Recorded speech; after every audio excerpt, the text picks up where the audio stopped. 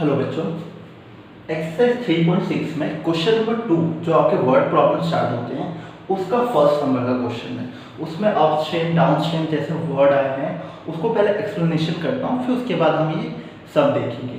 पहली बात हमेशा याद रखना, स्पीड इक्वल टू क्या होता है, डिस्टेंस अपॉन टाइम। ये आपको मैंने 9th स्टैंडर्ड में पढ़ाया था, ठीक है। Speed equal to distance upon time. चलो यहाँ पे क्या बोला गया है, पहले ध्यान से सुनना। देखो जो वाटर होता है ना, वो ऊपर से नीचे फ्लो होता है, मतलब माउंटेन से फ्लो होते होते वो कहाँ पर जाता है, ओशन में जाता है, ठीक है ना। तो वाटर की एक स्पीड होगी, एक स्पीड के ही चलते तो वो आगे बढ़ता है ना। तो पहली बात ये होगी, वाटर की भी खुद की स्पीड होती है, ठीक है। और वाटर के अंदर जो स्विमिंग करने जाते हैं उनकी भी खुद की एक स्पीड होती है। ये बात समझ में आ गई, उनकी भी खुद की स्पीड होती है। तो मैंने यही लिखा है, पहले मैं बात, एक ऋतु नाम की लड़की है, उसकी स्पीड मैंने क्या कंसीडर किया, x किलोमीटर पर आवर। ये बात समझ में आ गई। मैंने ये बोला है कि पानी अभी शांत है, उस पानी के अंदर ऋतु की जो स्पीड है वो x किलोमीटर पर आवर है, ठीक है। ये बात तो आपको समझ में आ गई। और सेकेंड मैंने क्या बोला, वाटर फ्लो हो रहा है क्योंकि रिवर है, ऊपर से नीचे फ्लो हो रहा है। अगर यही वाटर कहाँ का होता, यही वाटर अगर आपको क्या बोलते हैं, लेक का होता, तो आप बोल सकते हो कि हाँ वाटर की स्पीड कुछ भी नहीं होगी। बट यहाँ पर वाटर की स्पीड होगी क्योंकि जो रिवर्स होती है ऊपर से नीचे से फ्लो होती है। तो मैंने ऐसा क्या कंसीडर किया, speed of water y kilometre per our. ये दो सेंटेंस समझ में आ गया। अब बात आती है डाउनस्ट्रीम किसको बोलते हैं और अपस्ट्रीम किसको बोलते हैं, ठीक है।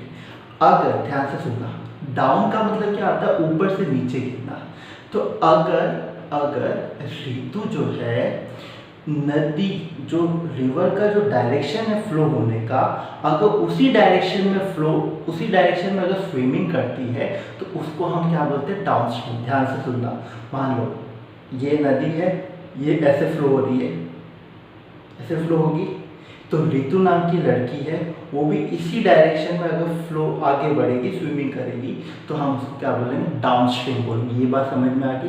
अब ध्यान से सुनना, नदी ऐसे फ्लो हो रही है और जो ऋतु है उसको ऐसे जाना है, स्विमिंग करनी है ना, वो ऐसे स्विमिंग कर रही है, तो हम उसको क्या बोलेंगे, अपस्ट्रीम बोलेंगे। समझ में आ गया। डाउनस्ट्रीम का मतलब क्या होता है, नदी के डायरेक्शन में अगर कोई बंदा फ्लो होता है, स्विमिंग करता है, तो उसको हम डाउनस्ट्रीम बोलेंगे।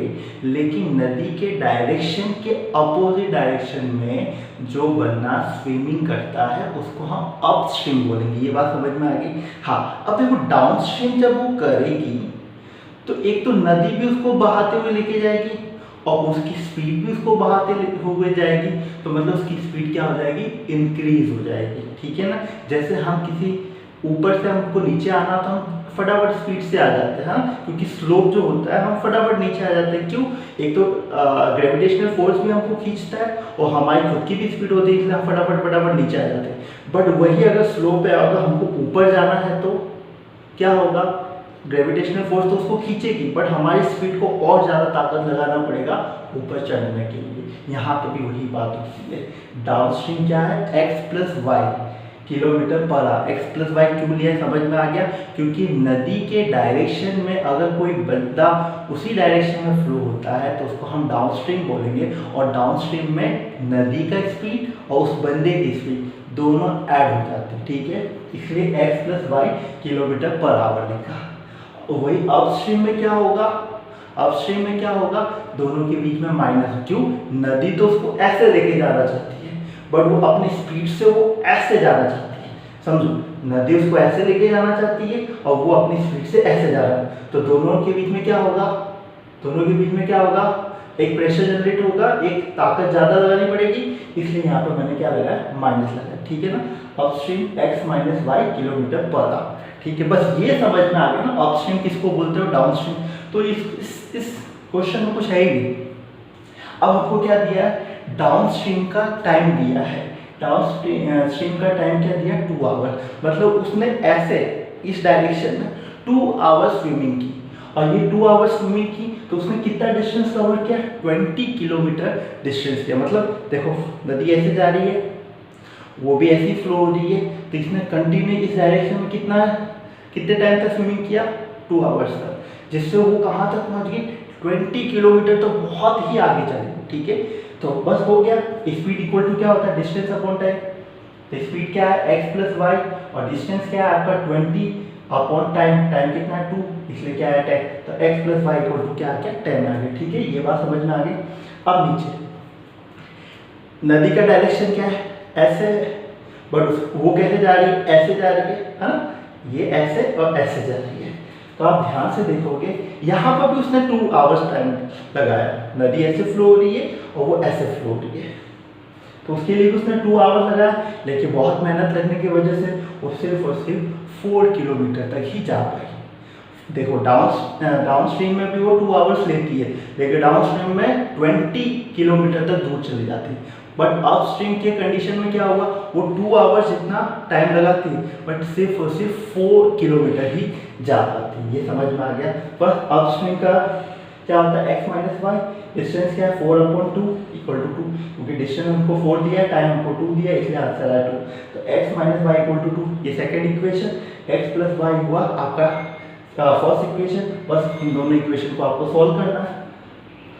x plus y equal to 10, x minus y equal to 2, y से y cancel out, 2x equal to 12, x equal to 6। अब बस फर्स्ट या सेकेंड में रख दो, x minus y equal to 2, x क्या आया 6 आया, वो पुट कर दो, माइनस वाई इक्वल टू 2, तो y इक्वल टू क्या आ गया 4। अब इसका मतलब क्या हुआ, ऋतु 6 किलोमीटर की उसके बाद स्पीड थी। मतलब ऋतु ऐसे जाएगी तब भी उसकी स्पीड 6 किलोमीटर है, ऐसे जाएगी 6 किलोमीटर पर स्पीड। बट नदी की डायरेक्शन इस तरह होने की वजह से वो काफ़ी दूर चली गई, और यहाँ पर क्या हुआ, नदी की डायरेक्शन ऐसी है, उसको यहाँ पर जाना था, इसलिए बेचारे सिर्फ और सिर्फ 4 किलोमीटर जा पाए। ये समझो, है ना। ऋतु की स्पीड क्या है 6 किलोमीटर पर आवर, और वाटर की स्पीड क्या है 4 किलोमीटर पर आवर। ठीक है ना, ये बात आपको समझना। बहुत अच्छा क्वेश्चन है। बस इसमें डाउन स्ट्रीम और अप स्ट्रीम क्या होता है, पहले उस ध्यान से सोचना, आपको अच्छे से इसका आंसर मिल जाएगा। ठीक है ना, चलो बाय।